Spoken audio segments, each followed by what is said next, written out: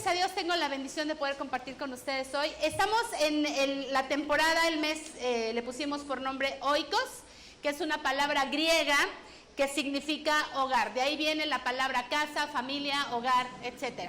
¿Sí? Por eso se llama Oikos. Y hogar, dulce hogar, hemos estado hablando sobre temas que son de importancia para la familia, para nosotros como, pues, aún como individuos. Y siempre este tema, hace años lo compartí, le puse los 10 mandamientos del matrimonio. Pero hoy quiero aplicarlo a la familia y hoy le puse por nombre a este tema los 10 mandamientos de la familia. Ahora, quiero, antes de leer la cita, en lo que la van preparando, quiero que sepas que vamos a leer ahorita los 10 mandamientos, pero antes de leerlos, una de las cosas que me llama la atención, o que me llamó la atención al estar leyendo esto, es que justo antes de que Dios le dictara los 10 mandamientos, o le dijera estos 10 mandamientos a Moisés, se encuentra la situación en un contexto, quiero que lo imagines, en un contexto donde Moisés sube al monte Sinaí y ahí Moisés recibe por parte de Dios los 10 mandamientos. Pero mira lo que dice versículos antes, en el capítulo 19, justamente unos momentos antes de que Moisés recibiera los 10 mandamientos, le dice Dios, ve lo que le dice Dios a Moisés: baja ahora y trae a Aarón cuando vuelvas. Mientras tanto, no permitas, escúchame esto, no permitas que los sacerdotes ni el pueblo traspasen el límite para acercarse al Señor. De lo contrario, Él arremeterá contra ellos y los destruirá. Entonces Moisés descendió a donde estaba el pueblo y les dijo lo que el Señor había dicho. Y entonces el pueblo oye estas palabras, el pueblo o Moisés se queda en el monte con Dios recibiendo los 10 mandamientos, y terminando de los 10 mandamientos, de que Dios le dicta o le dice a Moisés de los 10 mandamientos, ve lo que estaba sucediendo. Cuando los israelitas oyeron los truenos y el toque fuerte del cuerno de carnero y vieron los destellos de relámpagos y el humo que salía del monte, se mantuvieron a distancia temblando de miedo. Entonces ellos le dijeron a Moisés: háblanos tú y te escucharemos, pero que no nos hable Dios directamente, porque moriremos. ¿Qué quiero decirte con esto?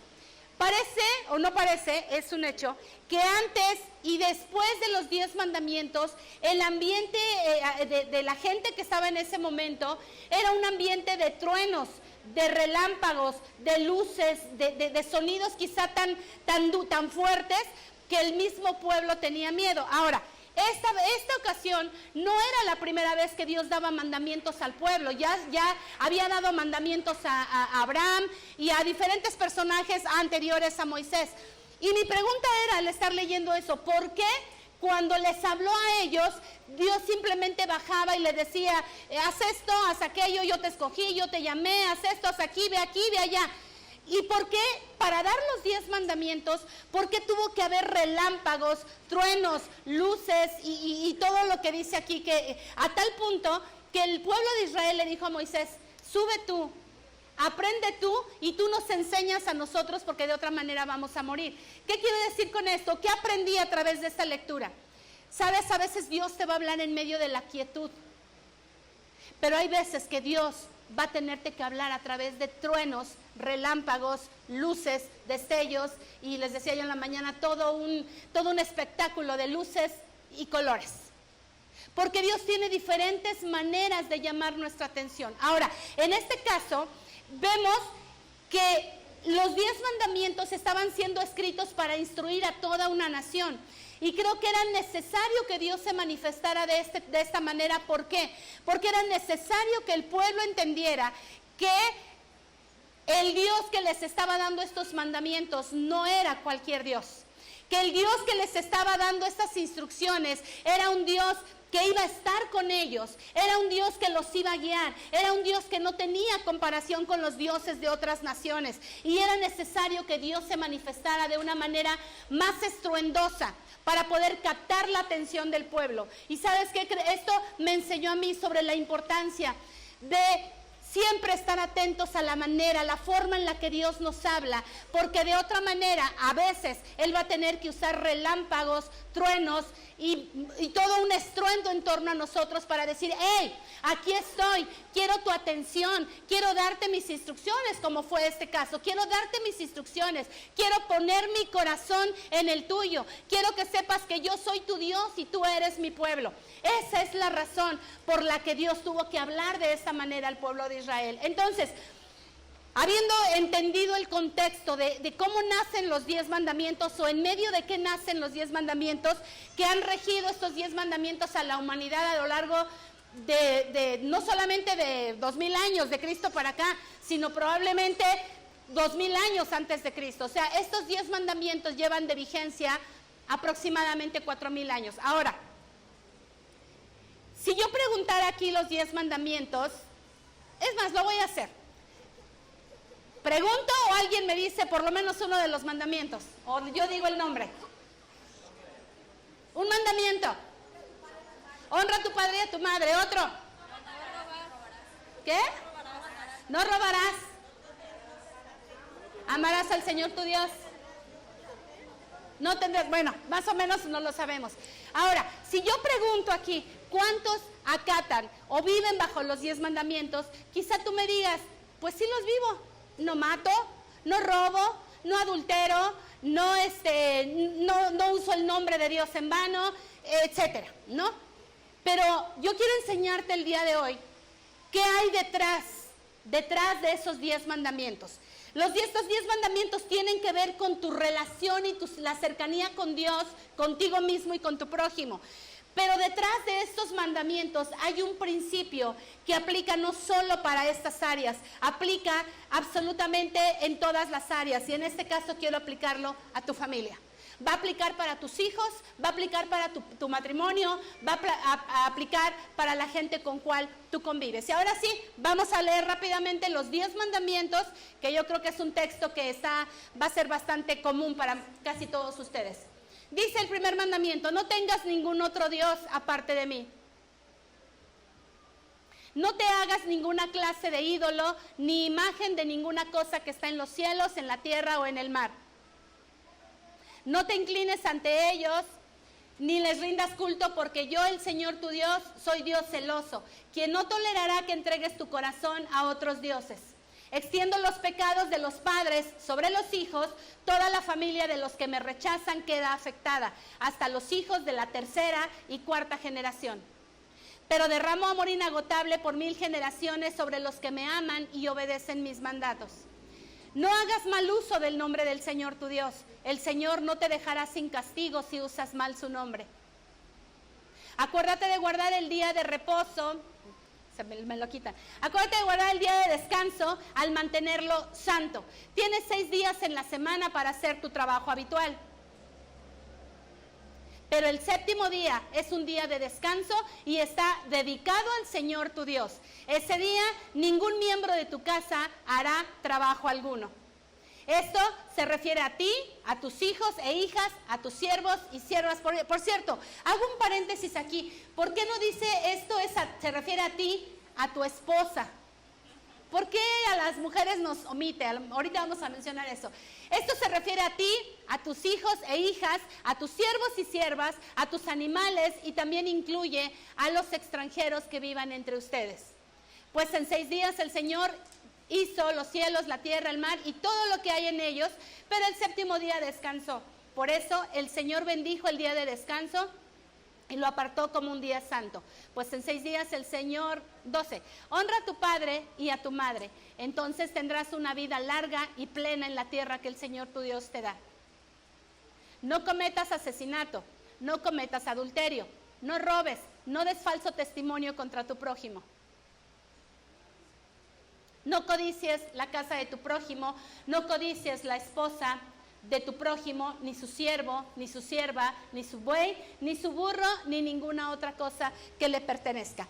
Hoy en la mañana intenté dar los 10 mandamientos para aprender sobre los 10 mandamientos, solo llegamos hasta el cuarto.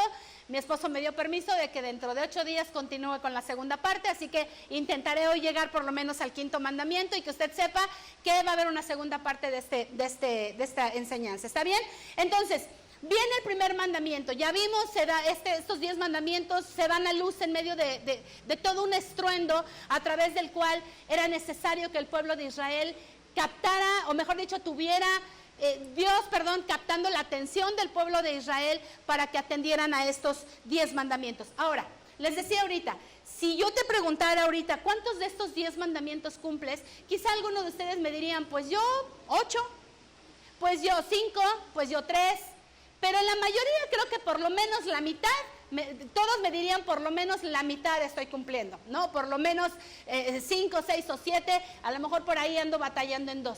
Pero ¿sabes qué? Como te decía ahorita, detrás de cada uno de los mandamientos hay principios de vida, principios que tienen que regir nuestra vida y que el primer lugar donde se tienen que ver reflejados es en la familia. Es el primer lugar donde se deben ver reflejados. Y vamos al primer mandamiento. El primero es, no tendrás dioses ajenos delante de mí. Y esto nos habla de lo que es la fidelidad a Dios. Cuando nosotros hablamos de la fidelidad a Dios, ahora es importante, antes de entrar en esto, es importante entender que los primeros 4 mandamientos son absolutamente enfocados en la obediencia y en la santidad que Dios demanda de nosotros. Esto entonces nos indica que mientras Dios no sea el centro de nuestro hogar, no hay manera, no hay forma de poder ver los frutos que queremos en nuestra familia. Si Dios deja de ser el centro de nuestro hogar, no hay manera de que la familia pueda funcionar como nosotros anhelamos. Entonces, el primer mandamiento es, no tendrás dioses ajenos. Y entonces esto nos habla de esa fidelidad a Dios que se demuestra a través de todo lo que hacemos, de todo lo que somos, de todo lo que pensamos. El principio detrás de este mandamiento es la fidelidad. Primero, la fidelidad a Dios, pero también estamos hablando del principio a secas dentro de la familia, el principio de la fidelidad. ¿Y sabes qué? Muchas veces pensamos que la fidelidad tiene que ver solamente con cuestiones de infidelidad sexual, ¿no? Y de hecho, bueno, es lo básico, pero por ejemplo, la Biblia dice en Hebreos, dice, honroso sea en todos el matrimonio y el lecho sin mancilla. Dice aquí que honremos el lecho matrimonial, pero ¿sabes qué? Muchas veces el lecho matrimonial no solamente es manchado a través de una infidelidad sexual, muchas veces el lecho matrimonial lo deshonramos de muchas maneras. Cuando nosotros deshonramos a nuestro esposo, nuestra esposa, cuando deshonramos incluso a nuestros hijos, ¿cómo deshonro a mis hijos, a mi esposo, a mi esposa? Cuando dejamos de admirarlos, cuando dejamos de respetarlos, cuando dejamos de agradecerles, de celebrar lo que ellos son.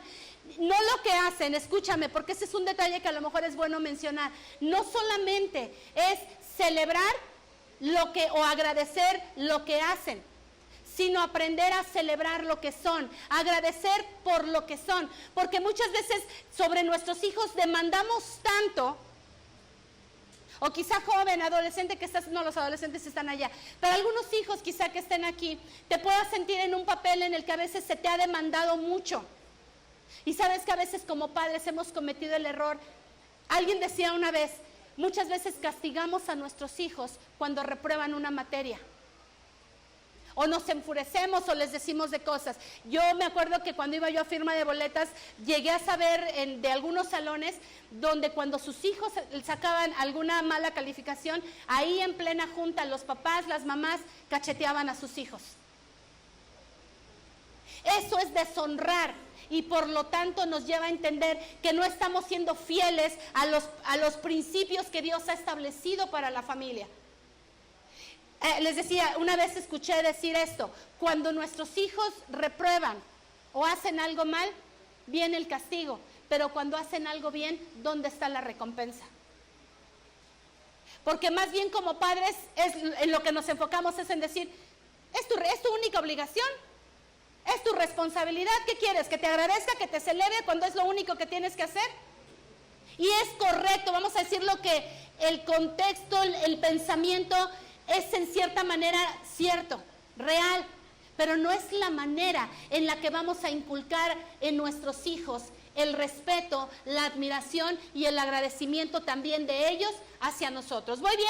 ¿Me voy explicando? Entonces, el principio de la fidelidad en casa se ve reflejado a través de los acuerdos, a través de los principios, la fidelidad en que nuestros hijos crean a nuestras palabras.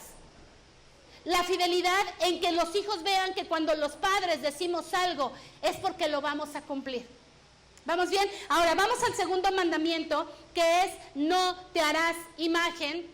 El mandamiento es no te harás imagen de nada que esté arriba en el cielo, ni abajo en la tierra, ni debajo de la tierra, y no te hagas imagen de ninguna manera. Y quizá la gran mayoría de los que estamos aquí diríamos, yo estoy cumpliendo ese mandamiento, porque yo no tengo imágenes en mi casa, porque yo no tengo, imágenes en mi casa, punto. Pero sabes, muchas veces podemos estar mira, el no hacer imagen, cuando Dios mandaba no hacernos imágenes, estaba hablando de que el valor que nosotros necesitamos, o el valor que nosotros le tengamos a Dios, se va a ver reflejado no a través de darle adoración a través de una imagen, sino se va a ver reflejado a través de nuestros actos, a través de lo que hablo, de lo que pienso, de cómo actúo. Se va a ver reflejado. ¿Por qué? Porque no hacernos imagen de Dios tiene que ver con el valor que le damos a Dios, y el principio para la familia es el mismo. ¿Qué valor nos estamos dando unos a otros dentro de casa? ¿Qué valor, hijo, le estás dando a tu padre y a tu madre? ¿Qué valor, papás, les estamos dando a nuestros hijos? Como te decía ahorita, realmente ¿celebramos lo que hacen o celebramos lo que son? Porque hijos perfectos no los tiene nadie. Entonces, cuando nosotros nos hacemos una imagen de Dios, es porque Dios está diciendo, no me compares con nada que hay en el cielo. No me compares con nada que hay en la tierra, y no me compares con nada que hay debajo de la tierra. Entonces el principio para la casa es el mismo. ¿Cuántas veces tendemos a comparar a nuestros hijos? Muchas veces tendemos a decir, ¿por qué no eres como el hijo de fulano? ¿Por qué no eres como tu primo fulano? ¿Por qué no eres como tu amigo perengano? Y todo el tiempo está existiendo la comparación, o como mujeres o como hombres, el poder decir, ¿por qué no eres como el esposo de mi hermana, el esposo de mi primo? ¿Por qué no? O el hombre, ¿por qué no eres como la esposa de mi amigo? ¿O por qué no somos como tal familia? Y entonces todo el tiempo esas comparaciones es estar haciéndonos imágenes de otra familia en la nuestra, sin darnos cuenta que eso va a dañarnos.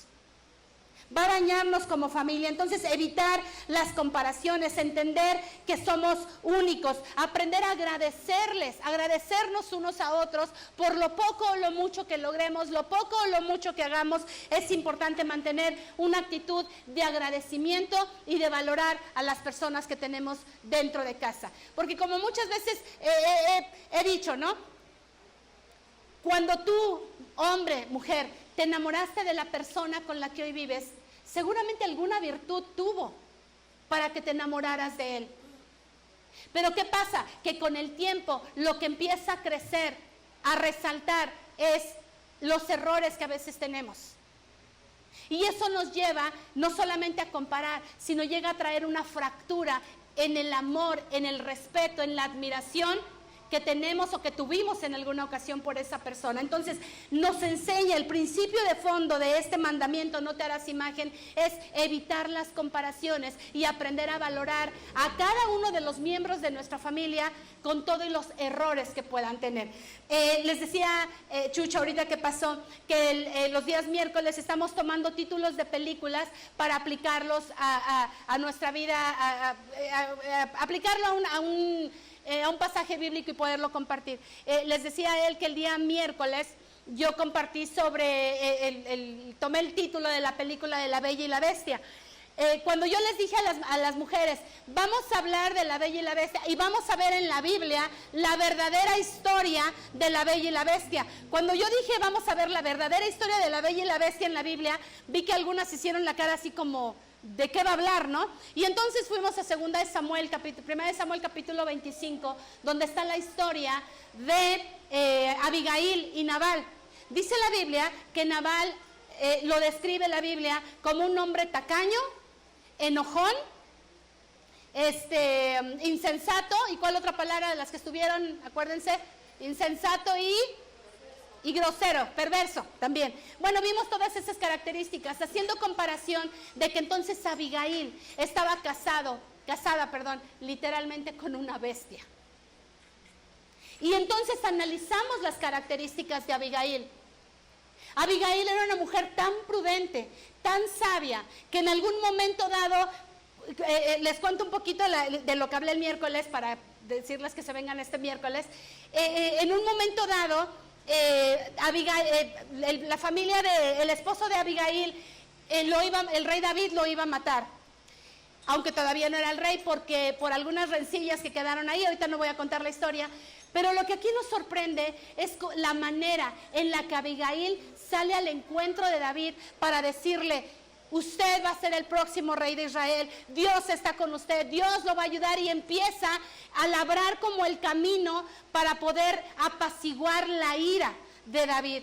Y lo que me sorprende son las palabras de David diciéndole, Dios te bendiga, Abigail, porque vive Jehová, que si tú no hubieras venido a mi encuentro, para mañana a esta hora no quedaría vivo ninguna de las personas que viven en la casa de tu marido. Entonces, Abigail, sabiendo el hombre tan terrible con el que estaba viviendo, que, y te repito, lo apliqué de esta manera, literalmente Nabal era una bestia. Siento raro poder comparar un hombre con un adjetivo así, pero solo fue para tomar el título de la película. Y Abigail, no por eso, aprovechó la situación para quizá decir, bueno, hasta que alguien me lo va a quitar de encima, sino ella supo cómo cuidar la espalda de su esposo sin justificar, o mejor dicho, sin querer justificarse a sí misma por alguna reacción que ella tomara. Entonces, en ese capítulo aprendimos todas las cualidades que tenía Abigail para poder defender a ese hombre que, a pesar de que la Biblia lo describe como perverso, lo describe como grosero, como iracundo, lo describe de esas formas, con todo y eso, Abigail supo pelear por el hombre con el cual vivía. Entonces, este mandamiento nos enseña a tener ese cuidado dentro de la familia. ¿Vamos bien? Tercer mandamiento, dice, no tomarás el nombre del Señor tu Dios en vano. Ese es el mandamiento. ¿Qué nos enseña este mandamiento? ¿Cuál es el principio que hay detrás de este mandamiento? Mira, dice, no tomarás el nombre del Señor tu Dios en vano. Esto quiere decir, si tú profesas conocer a Dios, vive como tal. Siempre he mencionado una filosofía que la tengo yo en mi corazón. Siempre he dicho que hay dos formas de ateísmo. El ateo que abiertamente dice, no creo en Dios y por lo tanto no me someto a lo que dicen que Él enseña. Y el otro ateo que dice, creo en Dios, pero vive como si no creyera en Dios. Hay quien cree en Dios por tradición. Hay quien cree en Dios por convicción y hay quien cree en Dios por profesión. Cada una tiene sus propias consecuencias. Creer a Dios por tradición es tener la actitud, el pensamiento de, ok, yo creo en Dios, creo que hay un Dios que existe, creo que hay un Dios que me cuida, creo que hay un Dios al que le puedo pedir que me ayude, que cuide a mi familia, tan. Ese es el Dios en el que creo. Hay otro nivel de creer en Dios y es el creer en Dios por convicción. Y creer en Dios por convicción te lleva a decir, bueno, leo la Biblia, Dios me ha otorgado su salvación, Él ha sido bueno conmigo, yo he visto su mano, yo le alabo, le busco de vez en cuando, procuro someterme a sus principios y se acabó. Pero creer en Dios por profesión es entender y dejar Que Dios gobierne todo lo que piensas, todo lo que hablas y todo lo que haces. De manera que eso se vea reflejado en tu hogar, se vea reflejado en tu trabajo, se vea reflejado en la calle. Porque sabes que mucha gente en el mundo cree en Dios solo por tradición. Pero jamás se acuerdan de tener ese tiempo de comunión íntimo con Dios durante el día. Dios quiere que creamos en Él y le sigamos por profesión, no por tradición ni por convicción solamente, sino que sea Él el que rige en todo momento nuestras decisiones, el que rige y gobierna nuestros pensamientos, el que está presente aún en los momentos, no solo en los momentos difíciles de la vida, sino que sabes que está presente en absolutamente todas tus decisiones. Y que no tomas nada a la ligera ni a través de tus emociones, sino que entiendes y sometes y guías delante de la presencia de Dios el decir: Dios, este es mi plan, este es mi proyecto de vida, este es mi proyecto de familia, estos son mis planes en mi negocio, estos son mis planes a futuro, estos son mis planes para mis hijos. Pero ¿tú qué dices?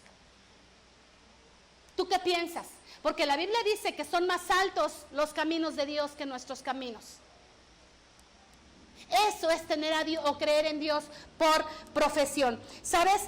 Muchas veces cuando dice aquí, no tomarás el nombre del Señor tu Dios en vano, los hijos de Dios o los cristianos se nos había enseñado por mucho tiempo que tomar el nombre de Dios en vano es jurar y luego no cumplir lo que juramos en su nombre. Pero ¿sabes? No solamente es esto. Con el paso de los años, de los siglos, mejor dicho, Jesús cambia este mandato. No lo cambia, porque Jesús dijo: yo no vine a romper la ley, sino vine a cumplirla. Pero Él dice, Jesús años después dijo: no jures ni por el cielo ni por la tierra, sino que tu sí sea sí y tu no sea no. ¿Qué quiere decir esto? Que los hijos de Dios no necesitamos jurar. Mira, hoy en día los hijos de Dios hemos cambiado, casi no decimos te lo juro, pero muchas veces decimos te lo prometo. Y el juramento más cristiano que he oído es delante de Dios. Es una manera, de como sea, de poner a Dios por testigo de lo que estamos diciendo. Pero ¿sabes qué? Jesús decía: no jures por el cielo ni jures por la tierra, sino que tu sí sea sí y tu no sea no. ¿Sabes por qué? Porque el sí de un hijo de Dios y el no de un hijo de Dios debe de ser tan veraz, tan convincente, que la gente pueda decir: si esa persona te dijo que sí, lo va a hacer. Y si te dijo que no, no lo va a hacer, porque no necesitamos jurar. Los hijos de Dios debemos de tener tanta veracidad en nuestras palabras que la gente crea lo que estamos diciendo. Pero ¿sabes a dónde llevamos nuestra inveracidad? A la casa. ¿Por qué? Porque los hijos a veces ya nos conocen. Ay, no, mi papá, no le creas. Si dijo que nos va a llevar al parque en fin de semana, pues quién sabe, mi papá nunca cumple. Ay, no, las mujeres, ¿no? Podemos pensar, o el hombre también, que a veces uno al otro no cumplimos. No somos veraces en lo que hablamos. Y lo más grave, estamos enseñando a nuestros hijos a mentir. ¿Cuántas veces a nuestros hijos, nuestros propios hijos, nos han visto decir una mentirilla, vamos a decir una mentira blanca? Y decimos que no juramos. Pero sabes, la veracidad tiene que ir desde las cosas más pequeñas hasta las cosas más grandes. Les decía en la mañana que alguna vez escuché una frase de una persona, bueno, no la escuché directamente de ella, pero alguien me platicó que la dijo. Y fue esta frase: nunca hagas trato con un cristiano, porque ellos no cumplen. Qué vergüenza que haya gente que tiene una imagen de los hijos de Dios de mentirosos, fraudulentos, y ponle más palabras. Qué vergüenza que digamos conocer a Dios, pero con nuestros hechos y nuestras palabras lo estemos negando. Eso es tomar el nombre de Dios en vano. No solamente podemos decir: yo estoy cumpliendo con el mandamiento, no juro en vano. Cuando juro lo hago, no necesito que no solamente es blasfemar el nombre de Dios de esta manera, es entender que cuando yo miento, cuando hay mentira en mi boca, yo estoy usando el nombre de Dios en vano. ¿Y sabes qué? Muchas gracias. Y ¿sabes qué? Cuando la Biblia nos enseña sobre esto, hay un versículo que cada que yo lo leo realmente se convierte en un reto, en algo que lacera aquí mi interior. ¿Sabes qué? Dice la Biblia en Romanos 2:24, si quieren anotar la cita. Dice: por causa de ustedes, el nombre de Dios es blasfemado entre los gentiles. ¿Sabes? Cuando alguien que no cree en Dios, que no conoce a Dios y sabe que tú lees la Biblia, que vas a una iglesia y te dices creyente o hijo de Dios o cristiano, como te quieras llamar, pero no ve que tus actos, tus palabras coinciden con lo que dices creer, entonces el nombre de Dios es blasfemado entre ellos por causa nuestra. Porque ¿sabes qué? Muchas veces ya no dicen él o ella. Muchas veces dicen todos los cristianos, todos los que van a su esencia son iguales. Y de paso muchas veces blasfeman el nombre de Dios. ¿Por qué? Por causa de nosotros. Porque no quieren de Dios por causa de nosotros. Entonces, no solamente es no tomar el nombre de Dios en vano, no solamente es romper un juramento, es entender que el principio de fondo de este mandamiento es la veracidad, el hablar verdad en todo momento, promesas que no cumplimos, hablar una cosa y hacer otra. Y otra de las cosas que nos puede suceder mucho es hablar verdades a medias. El decir, no mentí, pero tampoco dijiste la verdad. Fue una mentira disfrazada de verdad. O fue una verdad a la mitad. Y a veces estamos como aquel niño del chiste, ¿no? Que le dice a su papá: papá, ¿te acuerdas que cuando me dijiste que si sacaba 10 me ibas a comprar 1 kilo de chocolate? Pues te tengo una buena noticia. Y el papá le dice, te compro el kilo de chocolate, y le dice el niño: no, me tienes que comprar nada más medio kilo. Estaba diciendo algo para sacar conveniencia, pero a medias. Es decir, pues sí, como dándose el beneficio de él, tomándose el beneficio, pero dijo de paso, contento a mi papá, ¿no? Entonces, ¿qué hay detrás de este mandamiento? El fondo de este mandamiento es la veracidad. Habla verdad. Si tú batallas con tu lengua, batallas, todavía se te salen maldiciones cuando estás enojado o enojada, todavía maldices. Mira, las maldiciones y las groserías no son lo mismo. La grosería viene a salir como, vamos a decir que es parte cultural, que sale como producto de un enojo, de algo que salió mal. Pero las maldiciones muchas veces podemos estarlas haciendo parte de nuestras pláticas todos los días y no nos damos cuenta. Maldecir es, sin darnos cuenta, el poder desearle o no desearle, sino hablar un mal en contra de X persona. Hay que tener cuidado entonces con lo que sale de nuestra boca. Cuarto mandamiento, dice: guarda el día de reposo. Vuelven a poner el versículo, por favor, donde dice de guardar el día de reposo. Este es el cuarto mandamiento. Dice: pero el séptimo día es un día de descanso y está dedicado al Señor tu Dios. Ese día, el 9, por favor. Dice: acuérdate de guardar el día de descanso al mantenerlo santo. Di conmigo: mantenerlo santo. Déjame explicarte un poquito. Dios no es el hombre que santificó el día de descanso. No fueron ellos, sino que Dios mismo lo santificó. Esto sucede como nosotros. Muchas veces podemos nosotros estar esforzándonos por guardar, por santificarnos todos los días. Pero ¿sabes qué? Déjame decirte que Dios nos ha regalado de su santidad. Cuando tú veniste a Él, cuando tú te arrepentiste de tu vida pasada, cuando le dijiste a Dios: quiero que cambies mi vida, quiero que seas mi Dios, quiero que seas quien guía mi vida, tú le estás entregando tu vida, y en ese momento Dios en su misericordia te revistió de santidad. No es algo que a ti te haya